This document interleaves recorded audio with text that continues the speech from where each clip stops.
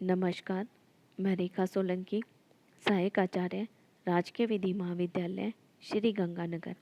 आज हम एलएलबी द्वितीय वर्ष के प्रथम प्रश्न पत्र विधि शास्त्र के अंतर्गत विधि शास्त्र की प्रकृति का अध्ययन करेंगे।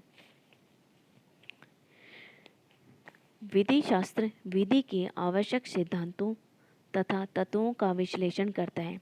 इसकी सबसे बड़ी विशेषता यह है कि अधिनियमित या असहजताकृत है, किंतु सदैव विकासशील है। इस कारण हमें स्वयं अधिक जागरूक रहना पड़ता है।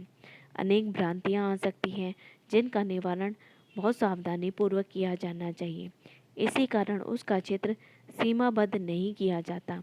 अन्य विषयों से विधि शास्त्र इस कारण भी भिन्न है कि वह किसी अधिकारित निर्णय विहित नियमों से नियंत्रित होते हैं, लेकिन विधि शास्त्र का इस प्रकार का कोई नियंत्रक नहीं है।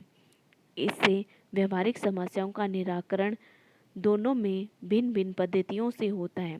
संहिताबद्ध न होने से मौलिक विचारों का समावेश होना संभव है।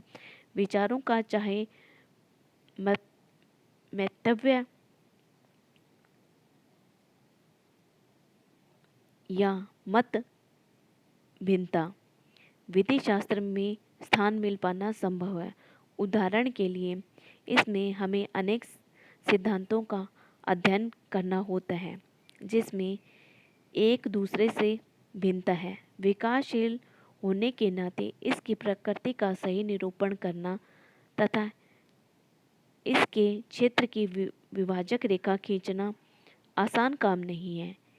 इन दोनों के संबंध में कोई निश्चितता न होने के कारण डायस ने लिखा है कि एक कारण तो यह है कि सत्ता परिवर्तनशील विचारों तथा सिद्धांत की गतिशीलता का इतिहास है। दूसरा यह कारण है कि इसका क्षेत्र क्या है और क्या होना चाहिए, इस संबंध में कोई समझौता नहीं हो सकता। इससे स्पष्ट होता है कि विधि शास्त्र प्रकृति से अन्य समाजशास्त्रों से पृथक है। ऐसा संहिताकृत होने के कारण इसमें आगे बढ़ने के लिए हम स्वयं प्रेरित होते हैं। नियमों के अभाव में हमें सतर्क रहना पड़ता है, क्योंकि उनसे हमें मार्गदर्शन नहीं मिल पाता। उदाहरण के लिए हम श्रमिक विधि तथा संविदा विधि को लेते हैं।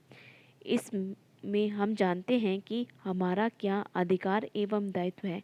इसके अतिरिक्त स्वयं उसमें बताए गए धाराओं में अंतर्निहित प्रावधान हमारी समस्या को दूर करने में सहायक सिद्ध होते हैं।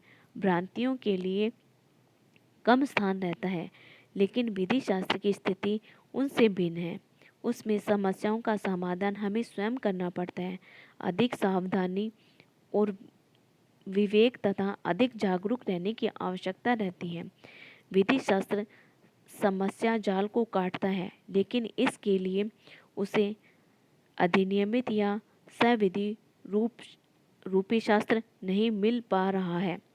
तार्किक शक्ति ही संबल होती है। इसके अतिरिक्त विधि शास्त्र की परीक्षण पद्धति भी अन्य विषयों से भिन्न स्तर पर होती है। विधि शास्त्री निर्मित नियमों पर आधारित न होकर उन्हीं के बारे में विचार विमर्श करके उनकी उपयोगिता का पता लगाने में प्रयत्नशील रहते हैं। धन्यवाद।